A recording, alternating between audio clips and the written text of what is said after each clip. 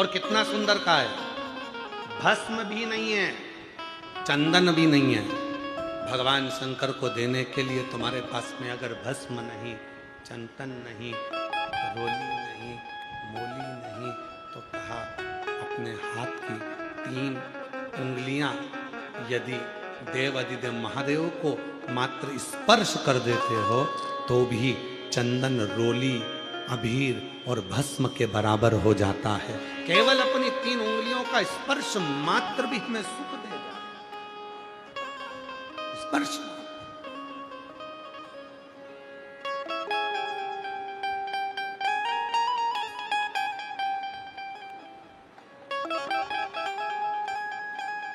एक बात कही थी, जितनों ने भी सुनी होगी, शायद जिन्होंने सुनी होगी वह हाथ जरूर उठाना। एक बार हमने कहा था, शिव महापुराण के स्कंद पुराण के अंतर्गत काशी खंड में वर्णन मिलता है। स्कंद पुराण के काशी खंड में वर्णन मिलता है, संसार का यदि कोई मनुष्य भगवान शंकर पार्वती जी से मणिकर्णिका के घाट पर कहते हैं, सुनो जगत जननी जगदम्बा, हे महेश्वरी, हे पार्वती, मैं तुम्हें, हे हिमालय की सुपुत्री, हे हिममान की पुत्री, मैं तुमको एक बात कहना चाहता हूं। अगर मेरे शिवलिंग की आराधना करने वाला, साधना करने वाला भूलवश भी यदि अपने हस्त कमल का स्पर्श शिवलिंग पर चढ़े हुए जल को, जो जलाधारी, आप लोग जरा स्मरण करिएगा, वैसे तो आप सब बहुत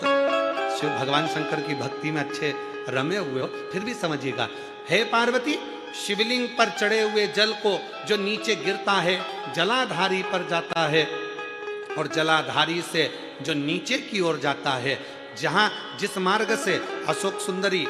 कार्तिकेय, गणेश जी के उस मार्ग से जो नीचे गिरता है, और नीचे गिरने वाली जो जगह है, उस जगह पर यदि कोई शिव भक्त की हाथ की हथेली का मात्र स्पर्श हो जाता है तो वो संसार सागर में दूसरी बार जन्म नहीं लेगा।